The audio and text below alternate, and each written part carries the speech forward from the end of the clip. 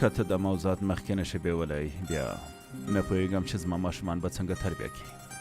هغه مېرمن چې ما په کښتۍ کې لیدلې وه دومره زړوره وه چې کولی شو یو امپراتور سره مخامخ شي.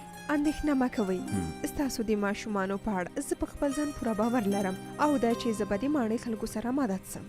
زما سلطانه فکر کوم چې موږ ته سم معلومات نه دي راکړل شوي. زما هدف د استاد جګر خوني نه اوس خو پوهه شوې. ته اوس مېرمن ښوونکې بوځه او تر ټولو یوه ښکلې کوټه ورته ورکړه. سمه ده؟ امر مو په ځای کېږي زما سلطانه. ورته یوه کنیزه او هم کارم ورکړه. اوس هر څه سم شو که نه؟ اوس نو وخانده. ما تل دا هڅه کړې چې زما میلمانه دلته ارامه اوسه اوسي. اوس خپلې کوټې ته لاړه شه او ارام وکړه. وروسته له غرمې سره ځم او تا خپلو ماشومانو ته ورپېژنم. کولی شي لاړه شي.